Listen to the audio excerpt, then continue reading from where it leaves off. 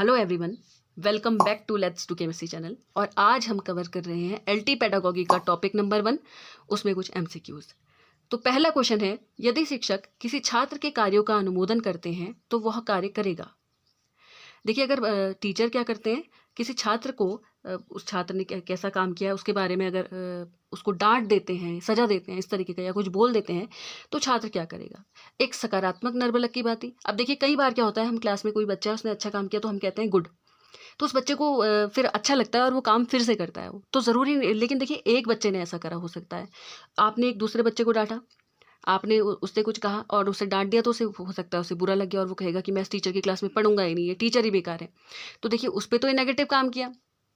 और एक तीसरा बच्चा था जो खाली बस मस्ती मजाक में रहता है, उसको कुछ फर्क नहीं पड़ता, आप उससे कुछ भी कह दो, तो आपने उससे कह दिया और उसको कोई भी फर्क नहीं पड़ा। तो देखिए, जरूरी थोड़ी ना है कि आप अगर डांटे तो सारे बच्चे उसको एक ही तरीके से ले। तो सकारात्मक नर्बलक की बात ही कार्य करेगा, जरूरी ऐसा नहीं है। और नेक्स्ट है कि उदासीन पुनर्बलक की भांति कार्य करेगा, लेकिन वो बच्चा उस कार्य को क्या करेगा, पुनरावृत्ति करेगा, मतलब दोबारा से करेगा। तो देखिए, ये भी जरूरी नहीं है। अगला है नकारात्मक पुनर्बलक, ये भी जरूरी नहीं है।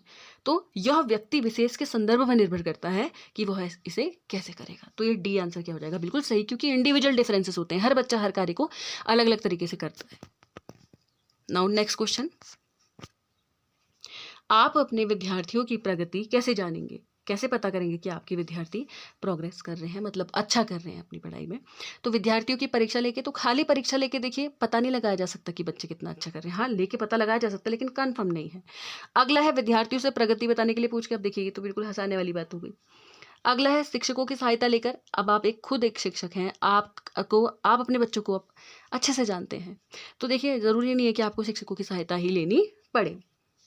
संचयी अभिलेख रखकर, देखिए क्यूमुलेटिव रिकॉर्ड जो होता है, संचयी अभिलेख जो होता है, बच्चों की पुराना रिकॉर्ड होता है कि इस बच्चे ने कितनी ग्रोथ की है, मतलब कैसे कैसे किया है, सारा उसमें रिकॉर्ड होता है। तो देखिए, ये बिल्कुल सही आपका क्या हो जाएगा, आंसर हो जाएगा।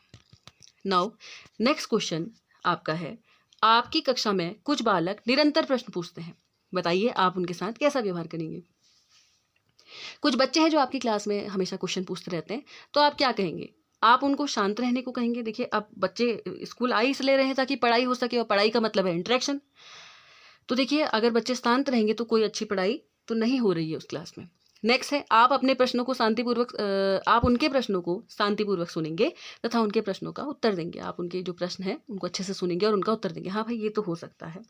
अगला है, आप उनके प्रति उदासीन होंगे, मतलब बच्चा आ रहा है आपसे कह रहा है सर क्वेश्चन बता दीजिए, और आप बिल्कुल बैठे हैं, नहीं नहीं अभी मैं फिलहाल गौतम बुद्ध के ध्यान में हूँ और मैं आंसर नहीं दूंगा। तो ऐसा तो नहीं कर सकते ना। नेक्स्ट है, आप उनको झिड़क देंगे। अच्छा, बच्चा आया आपसे क्वेश्चन पूछा और आप कह रहे हैं हट बेवकूफ, तेरे को इतना भी नहीं आता। अब देखिए, ऐसा तो आप नहीं कर सकते ना, तो ये भी क्या है, गलत है। तो सेकंड आपका क्या हो जाएगा, आंसर हो जाएगा। नाउ नेक्स्ट क्वेश्चन, सभी छात्र गृह कार्य करने में रुचि ले सकें, इसके लिए आवश्यक है। देखिए, सारे बच्चे जो है इंटरेस्ट ले सकें होमवर्क में, इसके लिए क्या ज़रूरी है कि आपका जो गृह कार्य है वो एक ही स्तर का हो सकता है, छात्रों की योग्यता के अनुसार हो, देखते हैं, हो सकता है। अगला है, केवल पुस्तक के अंदर से ही हो। देखिए, ये तो बिल्कुल गलत बात है। और इसका अगला है कि पुस्तक के बाहर से ही हो। पुस्तक के बाहर से क्या, बच्चा हमारे साथ नॉर्मली अगर हम उसको गणित पढ़ा रहे हैं और हम उसको होमवर्क दे रहे हैं कि जाओ बच्चों बताओ पृथ्वी 23.5 डिग्री टेढ़ी या तिरछी क्यों है, तो देखिए ये तो बिल्कुल बैठ नहीं पाएगा ना। तो यानी कि या तो आप छात्रों की योग्यता के अनुसार या फिर एक ही स्तर को। अब देखिए, छात्रों की योग्यता के अनुसार अगर हम होमवर्क देने लग जाएंगे तो पूरा एक दिन गुजर जाएगा। क्यों? क्योंकि आपको और जनरली क्या होता है, बच्चे बहुत सारे होते हैं और आपको हर बच्चे को क्या देना पड़ेगा, अलग अलग कार्य देना पड़ेगा, क्योंकि कोई एवरेज होता है, कोई बहुत ज़्यादा अच्छा होता है, कोई बिलो एवरेज होता है। तो देखिए, इसलिए छात्रों की योग्यता के अनुसार भी हर बार दिया जा सके ज़रूरी नहीं है। हाँ, एक ही स्तर का हो तो समझ में आता है। एक ही स्तर का मतलब जैसे 8th क्लास है तो पूरी क्लास में 8th के बच्चे होंगे, आपने 8th के क्वेश्चन दे दिए तो वो बच्चे क्या कर पाएंगे, उसको इजीली कर पाएंगे। तो ऑप्शन नंबर ए इसका आंसर हो जाएगा। नेक्स्ट, शिक्षण में प्रतिस्पर्धा तथा प्रतिद्वंदिता को प्रेरणा शक्ति के रूप में प्रयोग संबंधी अवधारणा है। जब आप पढ़ा रहे हैं तो आप क्या करते हैं, बच्चों में देखिए कॉम्पिटेटिव भावना जो है वो होनी अच्छी है या गलती है, मतलब गलत है। तो इसको कैसे देखा जा सकता है। पहला ऑप्शन, छात्रों के पूर्व निष्पादनों में संशोधन करना, मतलब छात्र ने पुरानी जो गलतियां की हैं उसमें संशोधन करना। नेक्स्ट, छात्रों की प्राथमिक कक्षाओं में उनका न्यूनतम प्रयोग करना तथा उच्चतम कक्षाओं में उनकी वृद्धि करना। आप देखिए, छोटी क्लासेस में आप कंपटीशन ज़्यादा करवा नहीं रहे हैं और बड़ी क्लासेस में करवाइए। अच्छा, ये तो कुछ खपा नहीं बात। और पुराना वाला भी, छात्रों के पूर्व निष्पादनों में संशोधन करना भी कुछ सही नहीं लगा। नेक्स्ट है, प्रयोग को प्रत्येक स्तर पर न्यून कर देना। मतलब जो एक्सपेरिमेंट है, ये जो आप कर रहे हैं, कंपटीशन की भावना है, हर स्तर पे कम से कम रखना। ये भी कुछ इतना खास नहीं है। अगला है, स्वस्थ प्रतिस्पर्धा को प्रोन्नत कर देना, यानी कि अच्छे से एक पॉजिटिव माहौल बनाते हुए कंपटीशन करवाना। तो हाँ, ये कई हद तक सही है। नेक्स्ट क्वेश्चन, सकारात्मक तथा नकारात्मक आलोचना में से कौन सा छात्रों की अभिवृद्धि को प्रोन्नत करता है? अब देखिए, आपकी क्लास में कोई बच्चा अच्छा काम कर रहा है तो आप उसको सकारात्मक तरीके से कह रहे हैं कि हाँ, वेरी गुड बेटा, आपने बहुत अच्छा काम किया है।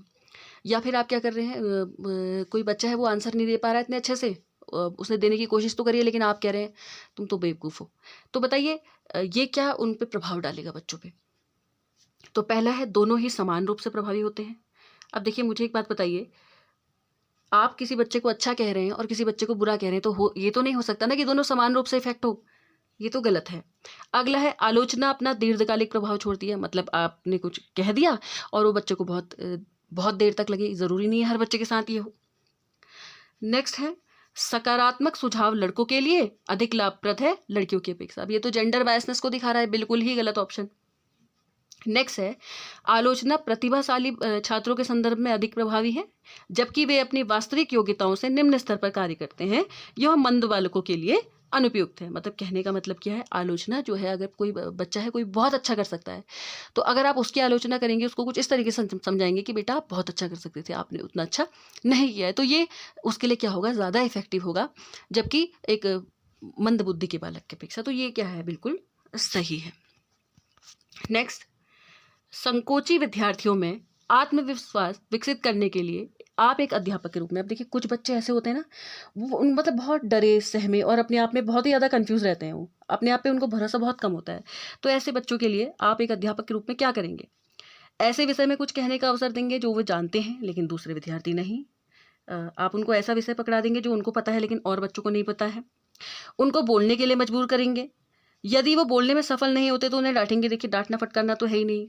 इससे आप एक और क्वेश्चन याद रख लीजिएगा, आरटी एक्ट 2009 जो आपका है, उसमें आर्टिकल उसके अंदर 17 में आपका लिखा है, धारा 17 में आपका लिखा है कि कॉर्पोरल पनिशमेंट जो है, दंड जो है, दंड का प्रावधान कोई भी नहीं है, नहीं देंगे आप। इसके बाद है, इसके लिए कोई विशेष प्रयास नहीं करेंगे, ये भी गलत है। अब देखिए, ऐसे विषय में कुछ कहने का अवसर देंगे जो वो जानते हैं लेकिन और बच्चे नहीं जानते, तो बच्चे समझेंगे कैसे और उसका कॉन्फिडेंस लेवल कैसे बिल्डअप होगा? तो ये भी क्या है, गलत है। उसको बोलने के लिए मजबूर करेंगे। अब देखिए, कोई बच्चा ऐसा होता है ना, वो बोल नहीं पाता, लेकिन अगर आप उसको बोलने के लिए क्या करेंगे, प्रोत्साहित करेंगे ना, तो हो सकता है धीरे धीरे उसमें ये गुण विकसित हो जाए। नाउ नेक्स्ट क्वेश्चन, बाल केंद्रित शिक्षा से अभिप्राय है। चाइल्ड सेंटर एजुकेशन जो हमारी होती है, जो बच्चे पे निर्भर करती है, ऐसी शिक्षा से मतलब क्या है? शिक्षकों को बालक के स्तर तक आना होगा, टीचर को बालक के स्तर तक आना होगा।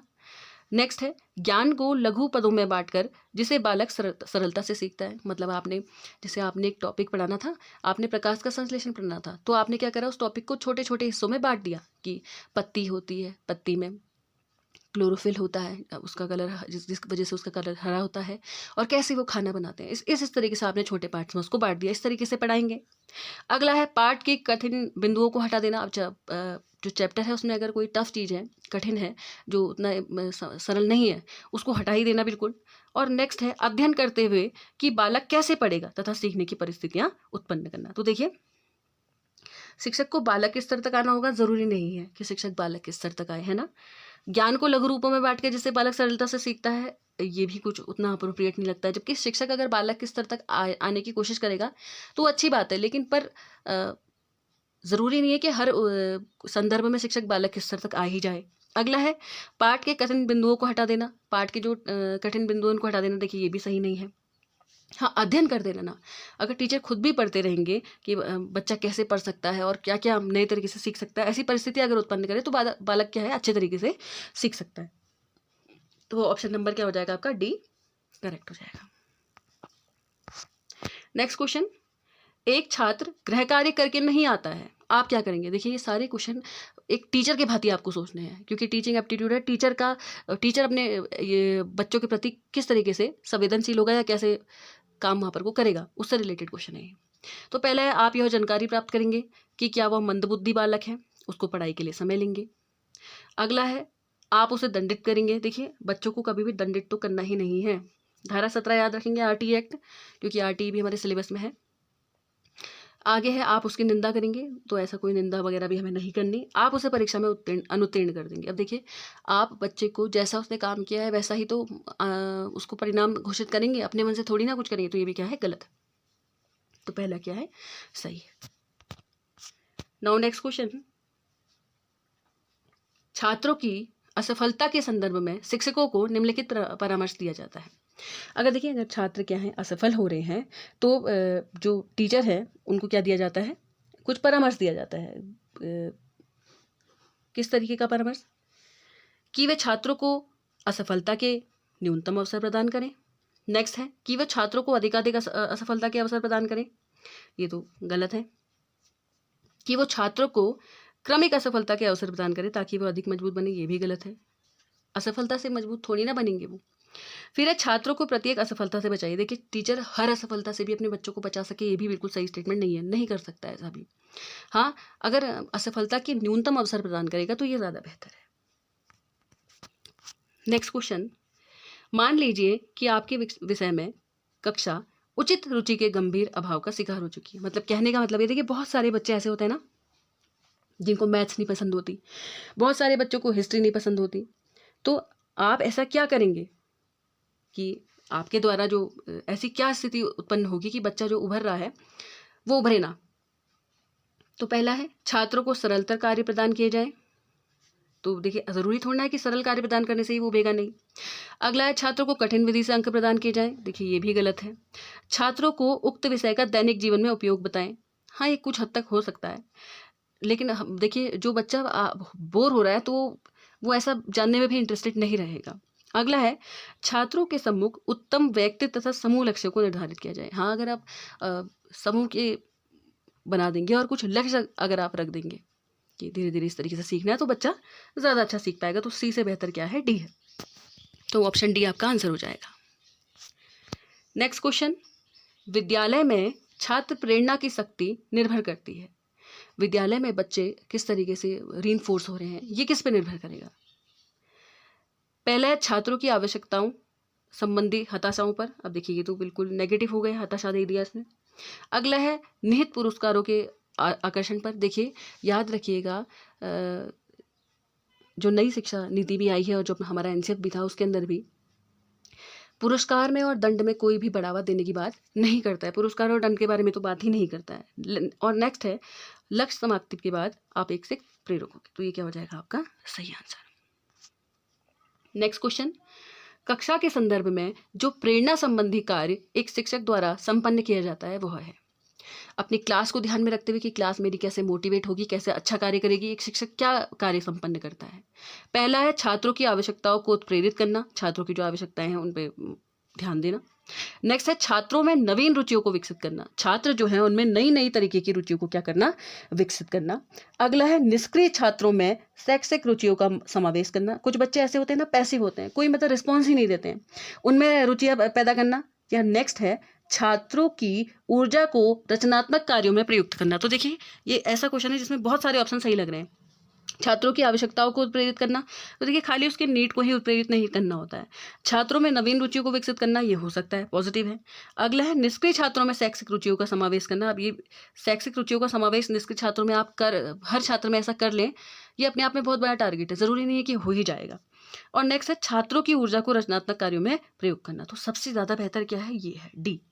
देखिए, नवीन रुचियाँ विकसित करना कर सकते हैं आप, लेकिन ज़रूरी नहीं है कि हर प्रेरणा संबंधी अगर आपने कोई भी कार्य किया तो छात्रों में नवीन रुचि ही उत्पन्न हो जाएगी। लेकिन हाँ, रचनात्मक कार्यों में उनकी जो ऊर्जा है छात्रों की, उसको प्रयोग में लाया जा सकता है। इसके बाद नेक्स्ट क्वेश्चन है, प्रायः कक्षा में छात्रों में प्रतिस्पर्धा के प्रति शिक्षकों की धारणा है। क्लास में बच्चे आपस में किस तरीके से प्रतिस्पर्धा अगर करते हैं, कॉम्पिटिशन की भावना अगर रखते हैं, तो शिक्षकों की धारणा क्या होनी चाहिए। पहला, प्रतिस्पर्धा की आलोचनाएं मनोवैज्ञानिक दृष्टिकोण से नहीं बल्कि दार्शनिक रूप से देखी जाती हैं। मतलब आपको साइकोलॉजिकल तरीके से नहीं देखना है, लेकिन फिलोसफिकल तरीके से देखना है। कहने का मतलब क्या है, वो कंपटीशन जो हो रहा है उसको आपको खाली बाहरी रूप से नहीं देखना है, आंतरिक रूप से, आंतरिक रूप से भी कहीं ना कहीं देखना है। नेक्स्ट है, प्रतिस्पर्धा सभी छात्रों के व्यक्तित्व विकास में बाधक सिद्ध होती है। मतलब कंपटीशन अगर बच्चा करेगा तो ज़रूरी नहीं है कि उसका आउटकम अच्छा हो। नेक्स्ट है, प्रतिस्पर्धा से यद्यपि कुछ हानियां हैं फिर भी इसके शैक्षिक लाभ अपेक्षाकृत अधिक हैं। कंपटीशन से कुछ ना कुछ हानियां भी होती हैं लेकिन लाभ ज़्यादा हैं। तो ये देखिए, ये भी कुछ खास नहीं है। अगला है, प्रतिस्पर्धा के प्रति शिक्षकों का आलोचनात्मक रवैया नहीं है, किंतु प्रतिस्पर्धा को देने की विधि क्या है इसको सोचना अनिवार्य है। देखिए, शिक्षक जो हैं वो कोई आलोचना नहीं कर रहे हैं कंपटीशन के मामले में, लेकिन वो ये देखना चाहते हैं कि अगर प्रतिस्पर्धा हो रही है तो इसको देने की विधि क्या होनी चाहिए। मतलब कहने का मतलब क्या है कि अगर आप कंपटीशन करा रहे हैं तो कंपटीशन कुछ इस तरीके का हो कि बच्चे सोचे कि हाँ मैं और बेहतर कैसे कर सकता हूँ, मेरी कमियां हैं मैं इनको कैसे दूर कर सकता हूँ, इस तरीके से। इसके बाद है नेक्स्ट क्वेश्चन, छात्रों की असफलता के संदर्भ में शिक्षकों को निम्नलिखित परामर्श दिया जाता है। छात्रों की असफलता के संदर्भ में शिक्षकों को क्या परामर्श दिया जाता है कि वो छात्रों को असफलता के न्यूनतम अवसर प्रदान करें। देखिए, ये मैंने आपको क्वेश्चन पहले भी करा दिया, रिपीटेड क्वेश्चन है।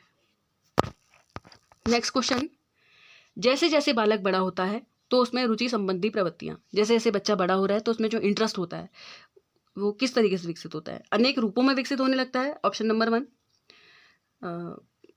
मे बी निश्चित रूप से विकसित होने लगता है, ऑप्शन नंबर 2 है। तीसरा है, संख्यात्मक दृष्टि से सीमित हो जाती है किंतु उसमें गुणात्मक परिवर्तन दृष्टिगोचर होने लगते हैं। देखिए, तो बिल्कुल ही अजीब हो गया। नेक्स्ट है, संख्यात्मक एवं गुणात्मक रूप से अपरिवर्तित बनी रहती है, ये भी अलग है। तो जैसे जैसे बालक बड़ा होता है ना, उसमें जो रुचि संबंधी प्रवृत्तियां होती हैं वैसे जैसे जैसे वो बड़ा हो रहा है तो अनेक रूपों में विकसित होने लगती हैं, लेकिन अनेक रूप में विकसित हो रही होती हैं जैसे जैसे धीरे धीरे जब वो बढ़ रहा होता है। लेकिन एक समय काल ऐसा आता है ना कि बालक की जो रुचियां होती हैं वो निश्चित हो जाती हैं, उसको पता लगने लग जाता है कि हाँ मेरे को ये करना चाहिए। तो ये एलटी से रिगार्डिंग उसमें आप क्या लगाएंगे, option number B. Next question, high school पाठ्यक्रम में छात्रों की अधिकांश असफलता का कारण है। हाई स्कूल का जो पाठ्यक्रम है उसमें छात्र बहुत ज़्यादा क्या हो रहे हैं, असफल हो रहे हैं। इसका कारण क्या है, ऑप्शन नंबर 1, छात्रों में सामान्य योग्यताओं का अभाव। छात्रों में योग्यताएं नहीं है सामान्य रूप से, गलत। नेक्स्ट है, छात्रों में प्रेरणाओं का अभाव, मतलब रीइंफोर्समेंट या उनको मोटिवेट नहीं किया जा रहा है। नेक्स्ट है, छात्रों में पूर्व ज्ञान एवं कौशलों का अनुभव। और नेक्स्ट है, छात्रों की निम्न स्तरीय अध्ययन आदतें, ये भी गलत है। तीसरा है, छात्रों में पूर्व ज्ञान एवं कौशलों का अभाव। तो देखिए, क्या छात्रों में पूर्व ज्ञान और कौशल है ही नहीं क्या, ये भी क्या है, गलत है। तो छात्रों में प्रेरणाओं का कहीं ना कहीं क्या हो रहा है, अभाव हो रहा है। जबकि जो ऑफिशियल जहाँ पे क्वेश्चन था उसमें बी और सी दोनों बताया था। देखिए, लेकिन पर छात्रों में पूर्व ज्ञान और कौशलों का अभाव तो आप अपने मन से कह ही नहीं सकते ना। कौशल नहीं है छात्र में ऐसा तो कह ही नहीं सकते, कौशलों को तो विकसित भी किया जा सकता है। और पूर्व ज्ञान से हाई स्कूल का कोई ऐसा पूर्ण रूप से लेना देना भी नहीं है। अगर कोई बच्चा उस स्तर पे पढ़ ले तो तभी भी सफलता ले सकता है। नेक्स्ट क्वेश्चन, शिक्षक द्वारा दंड का प्रयोग निम्नलिखित में से किस परिस्थिति में सर्वाधिक उपयोगी माना जाएगा। शिक्षक इस स्थिति में से किस में दंड देना मतलब उसका सही रहेगा। पहला क्वेश्चन है, यह उत्तम छात्र अनुशासन उत्पन्न करने में सहायक हो। छात्र में अनुशासन उत्पन्न करने के लिए अगर काम करे वो दंड। नेक्स्ट है, यह प्रेरणात्मक युक्तियों के रूप में अत्यधिक प्रभावी हो, मतलब कि बच्चों को रीइंफोर्स कर ले, मोटिवेट करे। अगला है, इसका अधिकतम प्रयोग करके छात्र को पढ़ने में कम तथा दंड के प्रति तीव्र चिंतायुक्त बना दिया जाए, ये तो बिल्कुल ही गलत है। नेक्स्ट है, यह छात्रों में शिक्षक प्रभुत्व के प्रति सम्मान की भावना तथा अन्य वांछनीय अभिवृत्तियों के विकास में सहायक। देखिए, टॉपिक ही आपका क्या है कि शिक्षक को अपने छात्र के प्रति कैसी अभिव्यक्ति करनी चाहिए, तो ये बिल्कुल उसी से रिगार्डिंग क्वेश्चन है। देखिए, पहला भी और दूसरा भी उतना खास नहीं है। ऑप्शन नंबर डी क्या कह रहा है, शिक्षक के प्रति छात्रों में क्या लाए, सम्मान की भावना लाए और वांछनीय अभिवृत्तियां जो हैं वो विकास में सहायक हो बच्चे के। तो एक लास्ट क्वेश्चन मैं आप लोगों को लेके जा रही हूँ कि कक्षा में प्रेरणा जनित करने की कुंजी है विषय वस्तु में विद्यमान रुचियाँ, शिक्षक का व्यक्तित्व, विद्यालय का मनोबल या पाठ्यक्रम संबंधी अनुभवों का औचित्य। तो आप लोग कमेंट में ज़रूर बताइएगा इसका आंसर क्या होगा और कैसा लगा ये सेशन ज़रूर बताइएगा कमेंट में। Thank you very much.